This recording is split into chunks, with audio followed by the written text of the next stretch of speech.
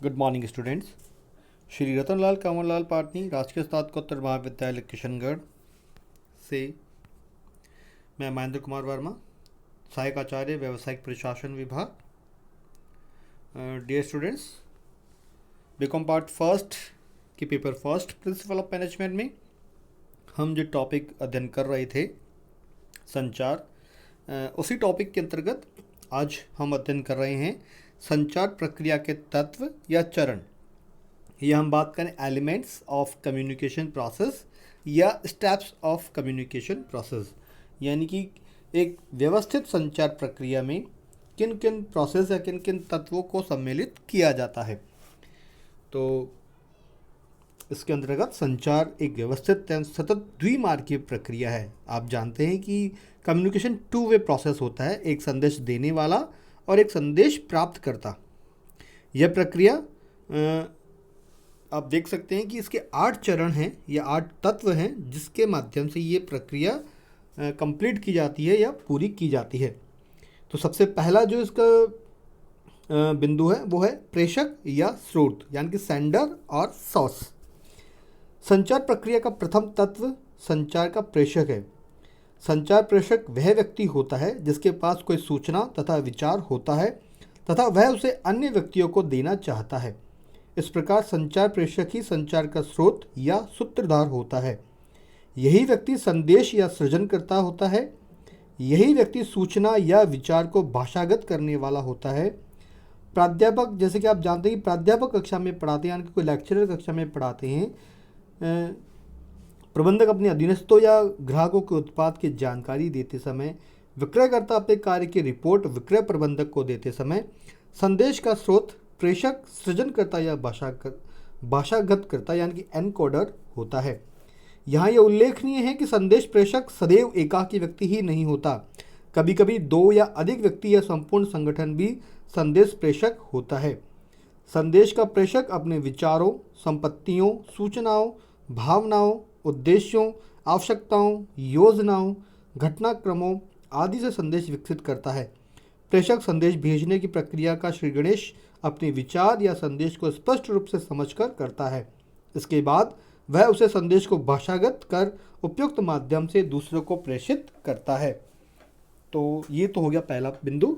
दूसरा है विचारों को भाषागत करना, यानी कि एनकोडिंग, यानी कि किसी भी विचार को आपको अपनी किस भाषा में या किस माध्यम से आप उसको दूसरे व्यक्ति तक पहुंचाएंगे, उसको भाषागत करना, चाहे वो आपकी किसी भी कोई भी लैंग्वेज है, कोई सांकेतिक है। भाषा ही वह साधन है जिसमें विचारों एवं सूचनाओं को एक व्यक्ति से दूसरे व्यक्ति तक पहुंचाया जाता है।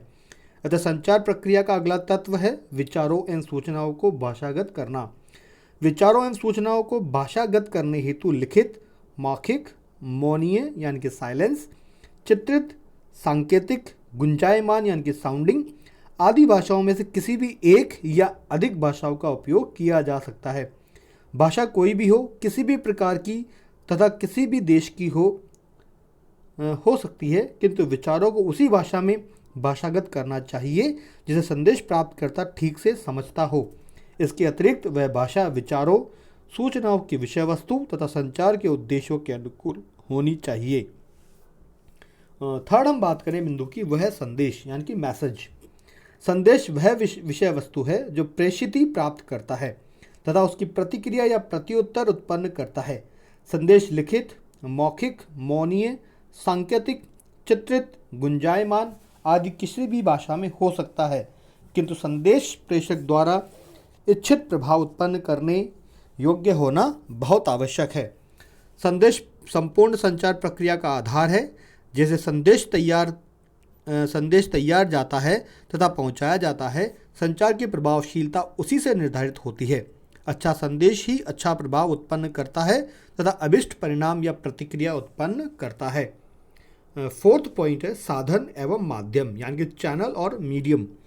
प्राय लेखक साधन एवं माध्यम शब्दों को समानार्थक रूप में ही प्रयोग करते हैं, किंतु कभी कभी इनमें अंतर समझना आवश्यक होता है। यहाँ साधन यानी कि चैनल से तात्पर्य संचार के रूपों या साधनों यथा लिखित, मौखिक, मौनीय, सांकेतिक, चित्रित, गुंजायमान आदि से है, जबकि माध्यमों यानी कि मीडियम से तात्पर्य संचार के भौतिक माध्यमों जैसे कि पत्राचार, telephone, cellphone, email, fax, SMS, TV, radio, teleconferencing system आदि से है। संचार के माध्यम एवं साधन का चयन संदेश की प्रकृति, रूप, प्रेषित या प्राप्तकर्ता यानी कि वह कौन है, पाठक, श्रोता तथा अथवा दर्शक का ज्ञान एवं अनुभव एवं उसकी उपलब्धि, प्रेषित का स्थान, उपलब्ध समय, औपचारिक आवश्यकता, माध्यम समृद्धि या माध्यम की सूचना समृद्धि आदि कई बातों से प्रभावित होता है। जैसे कि हम बात करें संदेश देने तथा संदेश का अभिष्ट प्रत्युत्तर जानने के लिए अधिक समय उपलब्ध न हो तो संदेश मौखिक रूप से ही देना अनिवार्य हो जाता है। यदि कानूनी औपचारिकता के लिए आवश्यक हो तो संदेश लिखित ही भेजना होगा, चाहे वह ईमेल, फैक्स द्वारा भेजा जाए या डाक द्वारा। तूफान में फंसे लोगों को संदेश दो रेडियो, एसएमएस, टेलीफोन, सेलफोन आदि से ही भेजना अनिवार्य हो जाता है। माध्यम समृद्धि या माध्यम की सूचना समृद्धि से तात्पर्य माध्यम की सूचना वहन क्षमता से है, यानी कि information carrying capacity of the channel. सभी माध्यमों की सूचना वहन क्षमता समान नहीं होती।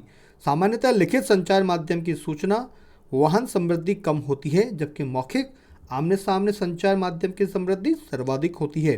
तो संचार माध्यम का चयन करते समय माध्यम की सूचना समृद्धि पर विचार अवश्य करना चाहिए। नेक्स्ट बिंदु है संदेश प्राप्तकर्ता यानी कि रिसीवर ऑफ द मैसेज। संदेश जिस व्यक्ति को भेजा जाता है सामान्यतः वही व्यक्ति संदेश का प्राप्तकर्ता कहलाता है। यही व्यक्ति संदेश को देखता, पढ़ता या सुनता है तथा उसका अर्थ लगाता है, किंतु कभी कभी संदेश उस व्यक्ति के हाथ लग जाता है जिसे प्रेषक का भेजने का कभी इरादा नहीं होता।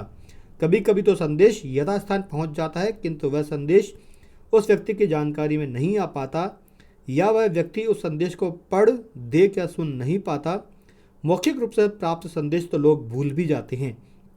अतः संदेश की प्रभावशीलता तभी संभव होती है जबकि प्रेषित संदेश प्राप्त कर उसे उसी रूप एवं भावना से समझ सके तथा अभिष्ट प्रतिक्रिया या प्रत्युत्तर दे सके। यहाँ यह उल्लेखनीय है कि संदेश प्रेषक की तरह ही संदेश प्राप्तकर्ता भी संदेश सदैव एकाकी व्यक्ति ही नहीं होता। एक ही संदेश के प्राप्तकर्ता दो या अधिक व्यक्ति या संपूर्ण संगठन भी हो सकता है। इसी दशा में संदेश का अर्थ भी सामूहिक रूप से लगाया जाता है। नेक्स्ट बिंदु है अर्थ निकालना यानी कि डिकोडिंग करना। संदेश प्राप्तकर्ता संदेश प्राप्त करने के बाद उसे पढ़ने, सुनने अथवा देखने के बाद उसका अर्थ निकालता है और समझने का प्रयास करता है। इस क्रम में वह संदेश में प्रयुक्त शब्दों, चित्रों, संकेतों आदि में से प्रत्येक का अर्थ लगाता है। तत्पश्चात वह संपूर्ण संदेश का अर्थ समझने की कोशिश करता है। यह अनुभव सिद्ध बात है कि सभी व्यक्ति सदैव ही सभी संदेशों का सही अर्थ नहीं समझ पाते। ऐसा प्राय उनके ज्ञान, अनुभव, विचारों, प्रवृत्तियों, मनोदशा तथा उनकी प्रथाओं, परंपराओं या उनके परिवेश के दशाओं में भिन्नता के कारण होता है। वैर भाव या व्यक्तिगत झुकाव या नफरत की स्थिति में तो सामान्यतः संदेश का अर्थ गलत ही अधिक निकलने की संभावना बनी रहती है। अतः संदेश प्राप्तकर्ता को संदेश का अर्थ समझने से पूर्व संदेश की भावना को विवेकपूर्ण रूप से समझने की आवश्यकता होती है। 7वां पॉइंट है प्रतिपुष्टि यानी कि फीडबैक। संदेश प्राप्तकर्ता संदेश का जो प्रत्युत्तर देता है अथवा संदेश पर जो प्रतिक्रिया देता है वही प्रतिपुष्टि कहलाती है यानी कि फीडबैक कहलाता है। संचार का अंतिम उद्देश्य संदेश प्राप्तकर्ता से संदेश पर अनुकूल प्रतिपुष्टि प्राप्त करना ही है, किंतु संदेश प्राप्तकर्ता की प्रतिक्रिया या उसका प्रत्युत्तर अनुकूल होगा या प्रतिकूल, यह इस बात पर बहुत अधिक निर्भर करता है कि वह संदेश का क्या अर्थ समझ पाया है। यदि वह संदेश को ठीक से समझ पाया है तो प्रतिपुष्टि अपेक्षा के अनुरूप ही होती है। यदि वह संदेश को ठीक से समझ ही नहीं पाया अथवा उसे अन्यथा रूप में समझ लेता है तो प्रतिपुष्टि संदेशदाता की अपेक्षा के अनुरूप नहीं होती। प्रतिपुष्टि यानी कि फीडबैक मौखिक, लिखित, सांकेतिक, चित्रित आदि किसी भी रूप में दी जा सकती है। कभी कभी मौनी यानी कि साइलेंट प्रतिक्रिया भी दी जा सकती है। कुछ दशाओं में तो प्रतिपुष्टि का अर्थ स्पष्ट रूप से दिखाई एवं सुनाई देता है, किंतु कुछ दशाओं में प्रतिपुष्टि का अर्थ समय एवं परिस्थिति के अनुरूप ही लगाना होता है। जैसे कि मौन या सांकेतिक प्रतिपुष्टि का अर्थ प्राय समय एवं परिस्थितियों के अनुरूप ही अधिक लगाया जाता है। और लास्ट जो बिंदु है वो है शोर यानी कि नॉइज। कुछ विद्वान शोर को भी संचार प्रक्रिया का अभिन्न अंग समझते हैं। वे संभवतः यह मानते हैं कि संचार की परिस्थितियों में शोर सदैव विद्यमान रहता है, अतः प्रत्येक संदेश शोर के बीच ही आदान प्रदान किया जाता है। फलतः संदेश में शोर से व्यवधान उपस्थित होता है। शोर आंतरिक तथा बाह्य दोनों ही प्रकार का होता है। आंतरिक शोर से तात्पर्य संदेशदाता तथा संदेश प्राप्तकर्ता के भीतर के शोर या व्यवधान से है। ऐसा शोर उसकी शारीरिक या मानसिक स्थिति के कारण उत्पन्न हो सकता है, जैसे कि भूख, सिर दर्द, थकान, मानसिक संताप या वेदना, शारीरिक कष्ट आदि की स्थिति आंतरिक शोर उत्पन्न करती है तथा विचार या संचार में व्यवधान उत्पन्न कर देती है। बाह्य शोर से तात्पर्य उन व्यवधानों से है जो बाह्य वातावरण के कारण उत्पन्न होता है तथा संदेशों के आदान प्रदान में बाधा उपस्थित करता है, जैसे कि यंत्रों एवं मशीनों का शोर, परिवहन के साधनों का शोर, मानवीय शोर, चकाचौंध करने वाली रोशनी, कर्कश गुंजायमान वातावरण, अत्यधिक गर्मी एवं सर्दी, कार्यस्थल का कष्टदायी फर्नीचर एवं साजो सामान आदि बाह्य शोर का व्यवधान है जो संदेशों के आदान प्रदान में मुसीबतें या समस्याएं उत्पन्न करते हैं। तो डियर स्टूडेंट्स, ये जो बिंदु हैं 8 चरण या तत्व, ये संचार प्रक्रिया के तत्व कहलाते हैं। इन्हीं के माध्यम से एक संदेश प्रेषक से संदेश प्राप्तकर्ता तक पहुंचता है और वह उसका अर्थ निकालकर उसका फीडबैक प्रेषक को देता है। तो आज के इस वीडियो में इतना ही। धन्यवाद।